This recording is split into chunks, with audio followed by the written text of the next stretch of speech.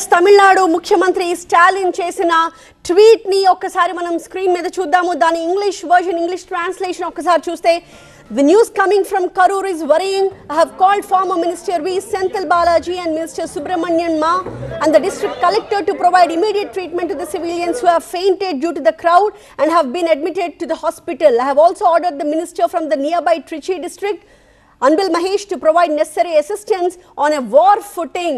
So యుద్ధ ప్రాతిపదికన చర్యలు చేపట్టాలి అని చెప్పి ఆయన మినిస్టర్ సెంథిల్ బాలాజీ, మరొక మంత్రి సుబ్రహ్మణ్యన్ మాని, అలాగే డిస్ట్రిక్ట్ కలెక్టర్ని కూడా ఆదేశాలు జారీ చేశారని చెప్పి ఆయన మెన్షన్ చేస్తున్నారు. ఆ పక్కనే ఉన్న త్రిషి జిల్లా నుంచి కూడా అన్బిల్ మహేష్ని కూడా అవసరమైన సహాయ సహకారాలు అందించాలి అని చెప్పి యుద్ధ ప్రాతిపదికన చర్యలు చేపట్టాలి అంటూ ఆదేశాలు జారీ చేశారంటూ ముఖ్యమంత్రి స్టాలిన్ చేసిన ట్వీట్ని మనం చూస్తున్నాం. I have also spoken to the ADGP there to take steps to improve the situation as soon as possible.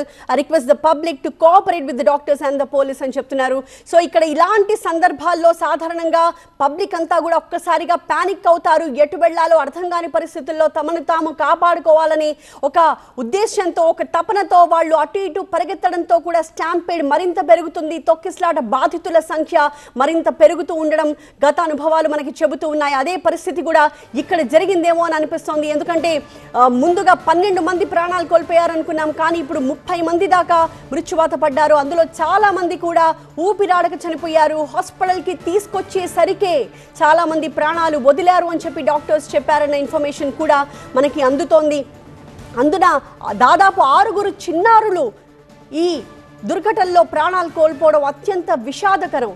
ఎందుకంటే విజయ్ కేవలం ఒక పొలిటికల్ లీడర్గా ఇప్పుడు మారారు, కానీ ఆయన ఒక పెద్ద ఫిల్మ్ యాక్టర్. సో అలాంటి ఒక హీరో తమ ప్రాంతానికి వస్తున్నారు, ఆయన ఒక మీటింగ్ ఏర్పాటు చేస్తున్నారు అంటే ఆబ్వియస్గా అందరికీ ఆయన్ని వెళ్ళి చూడాలి, ఆయన ఏం మాట్లాడతారో వినాలి అని ఒక ఉత్సాహం కలుగుతుంది. అదే సిచ్యువేషన్ మనం అక్కడ కూడా ఊహించుకోవచ్చు. ఇవాళ నామక్కల్ జిల్లా కానీ, ఆ తర్వాత కరూర్ కానీ, ఇవాళ ఘటన జరిగింది కరూర్లో ఆయన సభ ఏర్పాటు చేశారు, కార్నర్ మీటింగ్కి వస్తున్నారు. ప్రతి వారం కూడా వీకెండ్స్, వారాంతాల్లో ఆయన వస్తారు అనే సమాచారంతో ఎక్కువ మంది అక్కడికి చేరుకున్నారు. ఎంతలా అంటే దాదాపు 10,000 మంది వచ్చారని చెప్పి ఒక అంచనా. ఎందుకంటే చుట్టూ ఎటు చూసినా మనకి అభిమానులు, అలాగే ఆ స్థానిక ప్రజలంతా కూడా మనకు కనిపిస్తున్నారు. అంబులెన్స్లు ఇంకొక వైపు కనిపిస్తున్నాయి. హుటాహుటిన ఈ బాధితులందరినీ కూడా హాస్పిటల్స్కి తరలించడం, అక్కడ చికిత్స అందించడం కూడా దృశ్యాల్లో మనకు కనిపిస్తోంది.